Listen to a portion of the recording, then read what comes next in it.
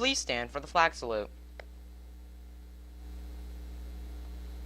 I pledge allegiance to the flag of the United States of America and to the republic for which it stands, one nation, under God, indivisible, with liberty and justice for all.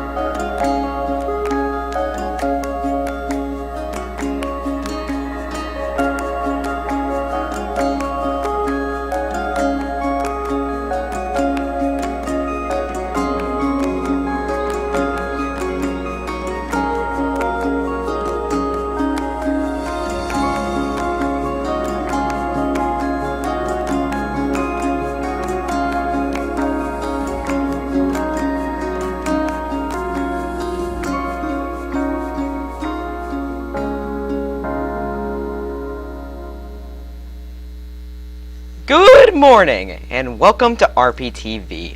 Today is September 21st, 2021. Today, people and nations will be taking time to recognize the International Day of Peace, and that it will be our focus for today. Let's go to Callie for that first installment. In 1981, the United Nations General Assembly declared the third Tuesday of September as International Day of Peace. The purpose of the day was, and still remains, to strengthen the ideals of peace around the world. 2 decades after establishing this day of observance in 2001, the Assembly moved the date to be observed annually on September 21st. So beginning in 2002, September 21st marks not only a time to discuss how to promote and maintain peace among all peoples, but also a 24-hour period of global ceasefire and nonviolence for groups in active combat. Throughout history, most societies have lived in peace. Today, we are much less likely to die in war than our parents and grandparents. Since the establishment of the United Nations and the creation of the Charter of the United Nations, governments are obligated not to use force against others unless they are acting in self-defense or have been authorized by the UN Security Council. To proceed. Life is better in a world where peace exists, and today we look to those who have been peacemakers and peacekeepers to learn what we can each do individually to make the world a more peaceful place.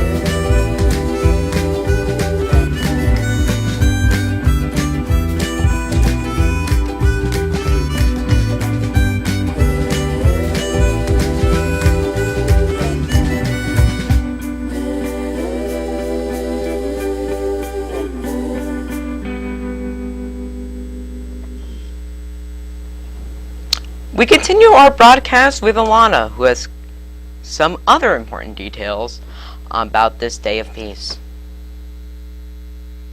The International Day of Peace was established by the United Nations General Assembly for strengthening the standards of peace. The day is devoted to observing 24 hours of ceasefire and nonviolence. It is more important than ever today to promote peace and open-mindedness for acceptance across gender, race, and territories. Individuals and organizations around the world participate in activities and host events centered on a set theme for the year. Activities vary from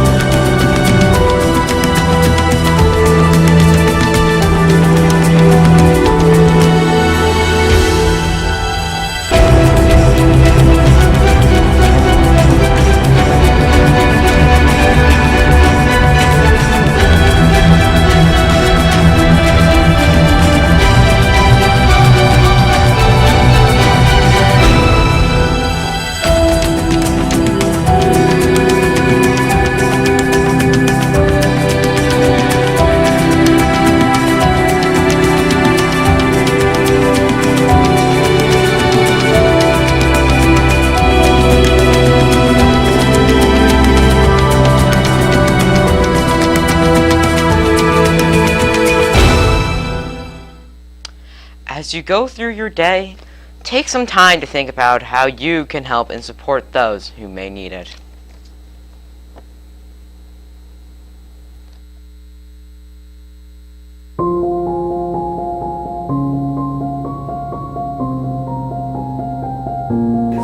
If we work together, we can create a more inclusive community. And all you have to do is start with hello.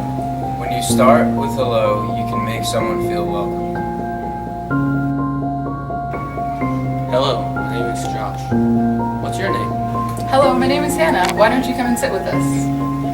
Hello, my name is Jackie. It's nice to meet you. It can lead to a friendship. So what kind of music do you like? Do you want to hang out after school? Are you going to the basketball game tomorrow? Let's get together this weekend. You can show someone that you care. How are you doing today? I can help you if you'd like. Yeah, definitely. Is there anything I can do for you?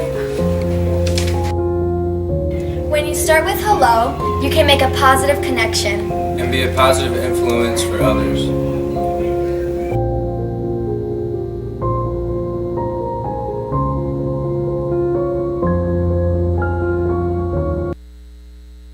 Thanks for watching. Have a great day, and stay tuned for CNN 10.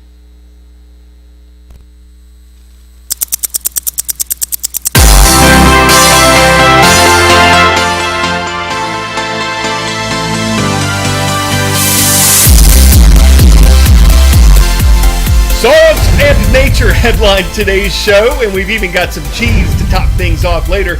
I'm Carl Azus. It's great to have you watching. A couple of 100 miles off the northwestern coast of Africa is where you'll find the Canary Islands. This archipelago is officially a part of Spain, and that's why Spain's Prime Minister traveled there this week. He wanted to get a first-hand look at a volcanic eruption on the island of La Palma. For the first time in 50 years, the Cumbre Vieja volcano had a major eruption on Sunday. It wasn't a complete surprise. Spanish volcanologists said they detected more than 25,000 earthquakes around the volcano over the past couple weeks. Still, emergency workers evacuated 5,000 people from the area closest to Cumbre Vieja. More than 80,000 in all live on the island of La Palma. And while officials say no injuries or deaths have been reported from the eruption, some houses have been damaged or destroyed, and at least one highway has been cut off by lava. Hundreds of firefighters have been mustered to guard against any blazes the flowing lava might cause.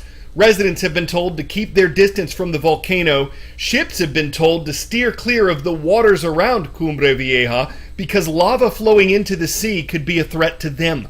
The Canary Islands are a popular tourist spot for European and other visitors. 400 of them were evacuated from a hotel in La Palma and taken to another island. A Canary Islands government official says the eruption of molten lava and ash is likely to continue for days.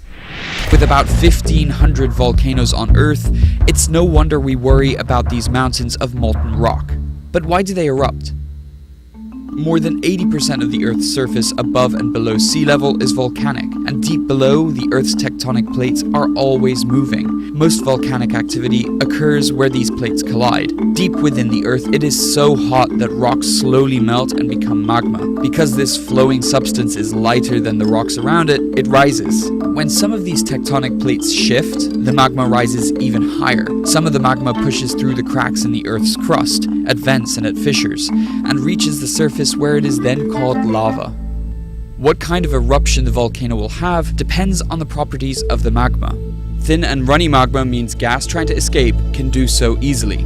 When this happens, the lava will flow out of the volcano.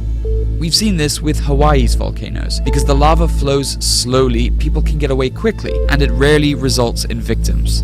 But thick and sticky magma is a different story. There's less room for gases to escape, and the pressure mounts. Gas gets trapped in the magma, which then explodes at the surface. This is called an explosive eruption, and we've seen it with Mount Etna in Sicily and Mount St. Helens in the US.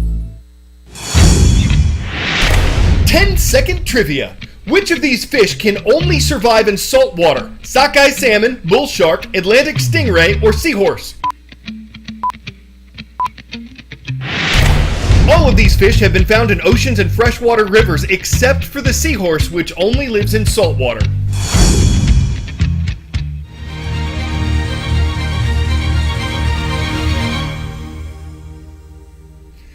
Seahorses, as you're about to see, are fascinating creatures. They can be as small as an inch or as large as a foot long. They're found in warm and cold waters all over the world, but they can be threatened by a fishing practice called bottom trawling.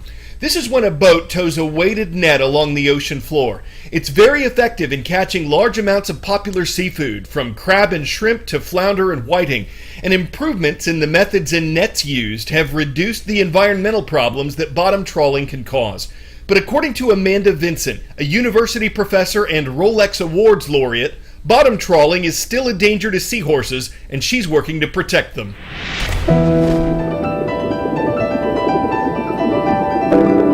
The first time you ever look at a seahorse, you're fascinated by them. They're almost mythical.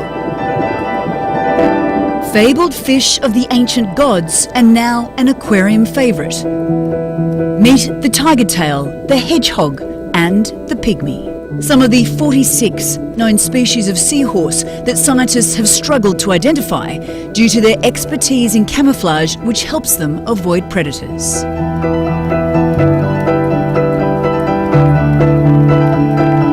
They change color when they court. They form permanent pair bonds. The male and female come together and dance every morning. I mean, these animals are the coolest fish. They really are.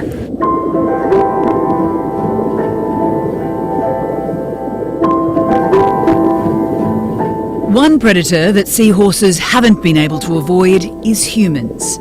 Their habitats in coral reefs, seagrasses and mangroves across the world are increasingly under threat.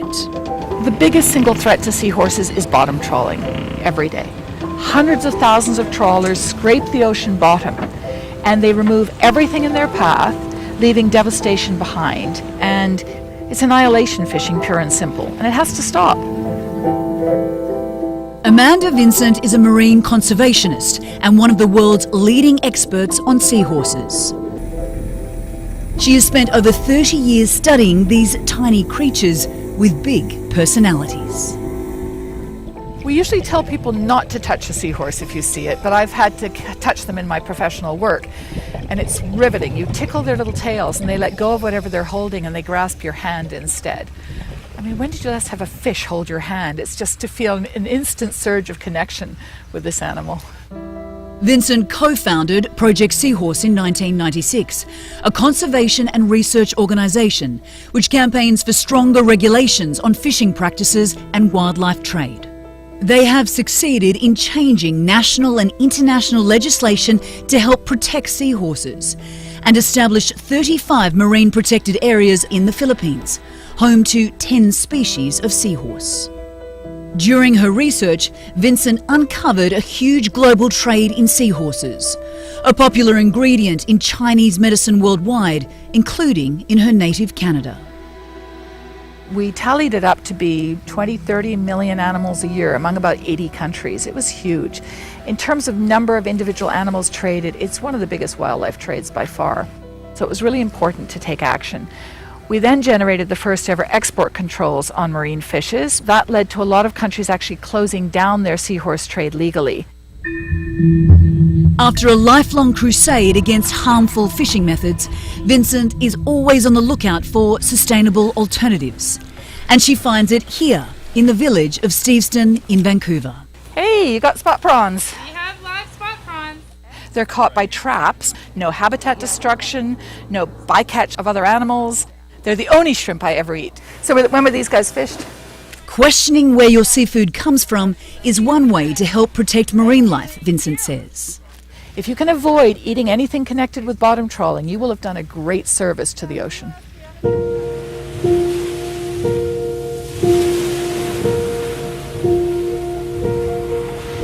And for Vincent, serving the ocean means making us fall in love with these mysterious, mythical creatures.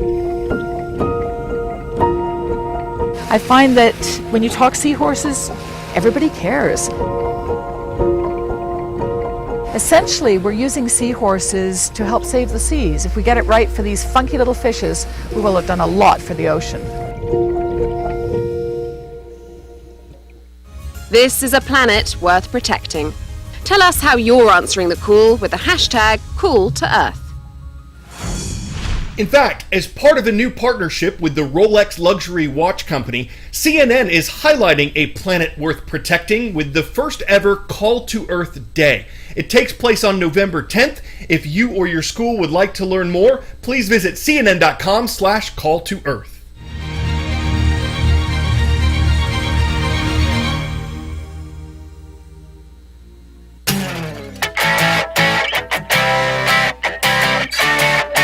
It's not every day someone tries to break the world record for the longest piece of string cheese. But hey, at the Wyawega Star Dairy in Wyawega, Wisconsin, breaking cheesy records is what they're all about. More than 1,700 people took hold of the single piece of cheese as it was unraveled from a tractor. After it doubled back, people held part of a 3,832-foot piece of string cheese history. It was almost 3/4 of a mile long. I know what you're thinking. Carl's about to make some cheesy puns. And you cheddar believe it, you know I regatta mask our pony up and stay linguistically limburger by breely cutting loose with all the monstrous and Gouda puns you camembert. That's the fun thing about cheese puns. We just eat 'em up. I'm Carl Azus. You, some of you anyway, are watching from Medford High School. It is in Medford, Minnesota. Thank you for subscribing and commenting on our YouTube channel. That's mozzarella for CNN.